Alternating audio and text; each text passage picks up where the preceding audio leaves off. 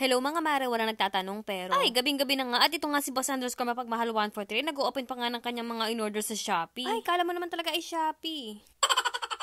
Karamihan nga pala sa mga ito ay yung mga gamit ng Tortculets. Yung mga gamit para nga pampainit pa nga lalo ng kanilang payamansyon, ganon. Oho, spoiled din ang mga Tortculets. Ay pagkatapos nga ay inaya ko na nga itong si Boss _ Mapagmahal 143 natulungan nga ako na akit yung mga gamit ko sa taas. Kung ay maglilipat ng aking office sa aking online selling, ganon. Wititit nga at talagang napalaban nga din ang Maring Sisi dito. Abuti na lang talaga ay may tinatago ding muscle ang Maring Sisi kaka-workout kaya ayun, napakinabangan din. Dahan-dahan lang talaga kasi kapag ka ako'y nadulas, ay pisak nga ang Boss _ Mapagmahal 143 at wag naman. At kinabukasan ito nga at gising na nga ang Maring Sisi. Nag-iisip pa nga kung babangon na ba o babangon. Ay, kahirap nga mare, pero ang dami kong ganap. Kaya naman Bogs, ayan nga at nakapag-ayos na nga ako. Hay, ayos na ba yan? Hay, itong bahay ay hindi ayos. Gagi ka talaga, boss. Pagkagaling-galing at tinumpok na nga lang dyan para nga aking ligpitin. Uy, kung isoli kaya kita sa mama mo. At bago nga lumarga ang Maring Sisi ay syempre ipupunta nga muna ako dito sa payamansyon. Check ko lang sila pagkatapos ay bubuksan ko nga yung isa pang ilaw nila. Ay wait nga sila pwedeng lumabas dahil nga malamig-lamig ngayon. At huy, ako nga ay nagulat.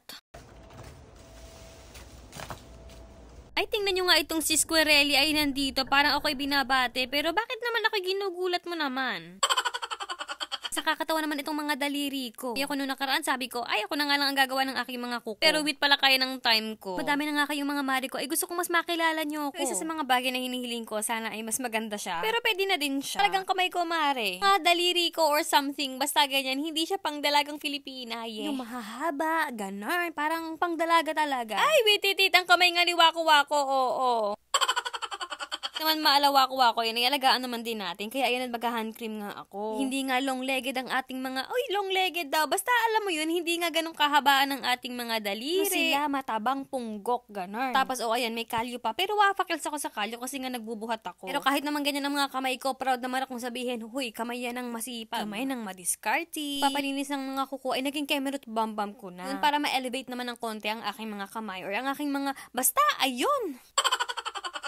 Kaya ito nga mga mari ko at pupunta lang ako ng nail salon. At Bogs, ayan nga, meron na nga improvement mga mari ko. At ayan mga mari ko, ito na nga pala yung style ng aking kuko ngayon. Pero basic din siya mga mari ko, pero yung gastos ay hindi basic sa akin kasi yung mga ganyan ay nasa $70 na. Totoo lang ay nanghihinayang din ako, pero alam mo yun, wala naman tayong no choice. At ito nga mga mari ko, choice ko na nga talagang paputulan yung CK na pantalon na nabili ko nung nakaraan. At dahil nga wala naman dito si Ate Lu sa US, ito pupunta na nga lang ako kay Manang Joy. At akin ko na nga itong papaputulan. Ay, wititit nga at medyo nalungkot nga ang Maring Sisi, parang ako naman ay na-prank. Ay, kita nyo, ay nakalagay nga kasi dyan, si Joy Kinemerot Bambam. Pero kapag ka sa office, ay iba na nga ang nakasulat. So, wala na pala si Manang Joy dyan. Iba na yung nag-o-office. Kaya naman naalis na nga ako at magdidesisyon na lang ako ng panibago. At ito nga, nakakita nga ako ng plastic surgery Kinemerot Bambam. Ay, parang gusto kong magpadagdag ng bubagelya. Parang gusto ko pa ng isa. Ay, 3, pwede ba yun?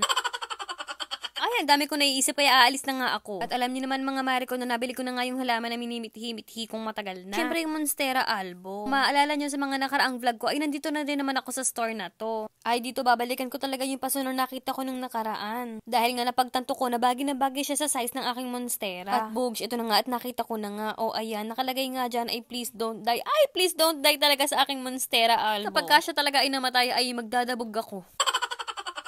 Kaya ayan at namimili na nga ako pero ayan pare-parehas naman sila pero basta. Ang cute nga ng mga bulaklak nila dito. Ayan sana all. Huy boss, baka naman. Ay sino ba naman kasi ang hindi mag-good mood sa mga sunflowers na yan. At syempre sa mga ganitong klaseng bulaklak din. Ayan pink favorite color ko. Ay itong puti din mga mare ko. Pagkaganda-ganda ang puti ng buti. Hoy ano ba yun? At ito nga mga mare ko at nabili ko na nga yung paso. Kung nga ay nakaramdam na nga ng gutom at ang dami ko pang errands kaya sabi ko ay dito na nga ako sa labas kakain at dito nga ako napadpad sa Hong Kong. Nakabili na nga ako ng pagkain at bet kong kumain lang sa aking sasakyan. Gusto ko lang ng katahimikan tapos manonood lang ako ng mga kung anek-anek sa aking cellphone. At habang ayan ine-enjoy ko yung aking pagkain. At dahil busog na nga ang inyong Maring Sisi, ito nga at nagsimula na nga ako ulit mag-drive. Ay ewan ko baka tingkat ang aking mga paa para bang may nagsasabi sa akin na huy pumunta ka ng Marshall. Kaya naman ito na nga ang Maring Sisi at sinundan ko lang talaga ang aking kuto. Hindi Hindi ko alam kung may mapapamili ba ako or kung may bibilhin ako or kung meron akong magugustuhan. Pero ayan nga at kumuha na nga ako ng cart para just in case, diba? Pa ganun-ganun lang, hoy, wititit! Ayan, nakahakot naman ng bag ang Maring Sisi at dahil ang daming clearance. Hindi ko naman, dinedemonyo naman ako ng pabango na to. Ay, isa din to sa mga favorite ko, mga Mari ko. Parang hindi ko ma-imagine kung may taong hindi mababanguhan sa amoy na yan. Ay, super fresh ka lang dyan, B. Hoy, sino ka naman dyan? Lost Cherry ng Tom Ford. At ang sama talaga ay pagkapaikot-ikot ka dito. Ay, kung ano din talaga ang makikita mo. Oh, ito nagustuhan ko nga pero ay tiningnan ko lang muna siya. Dito talaga ay kadami-dami talagang mga abubot na para bang nanghihikayat sila na huy, bilhin mo ko. Ay kapag ka talaga wala ka nang mapaglagyan ng pera o ay kasarap-sarap talagang tumambay dito. Yung tatambay ka tas paglabas mo ay puno na ang cart.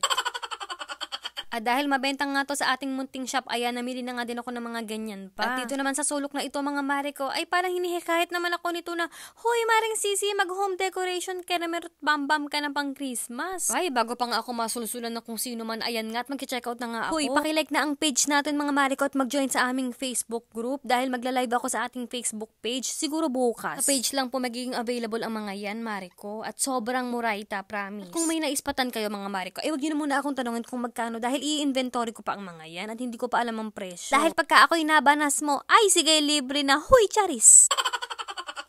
Ay, grabe naman ang sasakyan ni Maring Sisi, parang wala na namang mapaglagyan. At alam niyo, ang isa sa mga pet peeve ko talaga ay yung mga taong hindi nagbabalik ng cart. Ay, katatamad, Diyos ko. At pagkatapos sa Marshalls, mga Mari ko, ay pumunta na nga pala ako dito sa tindahan ni Madam ng mga cosmetics. Ano talaga ako magka-shopping dahil may ipapaayos lang ako sa mga resibo ko. Ay, hindi lang talaga shopping ito kasi syempre, i-check mo din ang mga items kung may mali ba sila or sobra or kulang. At ayun, nakita ko nga ina-overcharge ako kaya i-fix nila yun. Ay, by the way, mga Mari ko, ngayon ko lang naamoy itong Peony Kinemerot Babam. Ay, pagkabango-bango nito. Actually, ay napashopping nga ako ng konti. Ay, very light lang na mga lipsticks. Ako nga pala, ay inalok ni Madam kung gusto ko nga daw ba ng mga boxes. Ako na pinaglagyan ng mga shipments nila kasi itatapon lang nila. Pero alam ko kasi na mapapakinabangan ko ang mga yon. Ay, at sabi ko nga sa kanya, wala nang nakatingin at ibalibag na niya sa akin yung mga clinic na yun. Hoy, chariris lang mga Mari ko. Ay, seryosong usapan mga Mari ko. Kapag kayo may negosyo kayo, wag niyong hahaluan ito ng mga kabalbalan. Naniniwala ako na walang nagtatagumpay na negosyo kapag hinaluan mo ng mga ganon. Ay, talagang malas yun. Pero ito, naisipan kong pumunta ng Tommy. Tingnan nga natin kung malas din ako or swerte dito. Ay, talagang wititit nga din mga Mari ko at minaabutan nga ako mga clearance items. O, ayan. Ay, ako nga din ay minaabutang bucket hat kaya nga ito't sinukat ko na. Ay, parang bagay sa akin. Gusto ko ng isa. Hoy, paninda mo yan!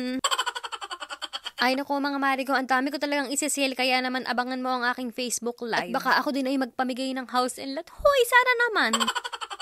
Kung ang Maring Sisi at ayan o nag-check out na, ay hindi ka talaga mag-aanilangan kung legit ba yan or ano. Eh, dahil ako talaga mga Mari ko ang namimili ng mga yan. Kabait nga talaga ni Lord, alam niyang mag-asos ako ngayon dahil birthday ng aking itay. Ay ako talaga ay dinala ni Lord sa mga store nga na kung saan may mga bonggang sale. Ay thank you talaga Lord, the best ka. Ay nadaan nga pala ako dito sa Coach, may binili lang ako para sa aking kaibigan. Ay hindi na ako masyado nag-o-offer ng mga items dito ay dahil namamahalan na din ako. Ay ipaubayan na natin yun sa mga ibang online seller. Pero natuwa nga ako dito kasi meron pala silang mga Minnie Mouse ay nakakatuwa lang. Pero ayan, nabili ko na nga yung kailangan ko kaya naman sisibat na ako. At talagang wititit nga mga Mari ko at hindi ko na alam kung saan ko pa ito isasaksak o.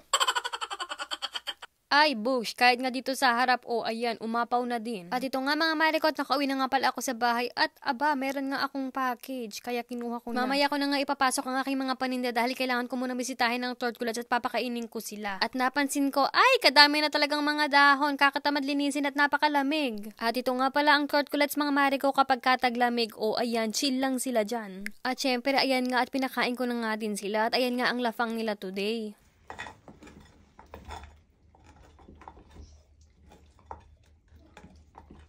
Dahil nakauwi na din ang boss sa kanyang mga errands, ito nga kinagabihan at nag-workout nga kaming dalawa. Hindi na rin talaga ako nag-record pa mga Mari ko dahil nga may bago akong program na ginawa ni boss. Kaya ayun, nag-focus muna ako. Yan lang talaga ang ganap ko buong araw mga Mari ko. Anong comment mo Mari? I-comment mo! Uy, ilabas mo yun at mag-chismisan tayo.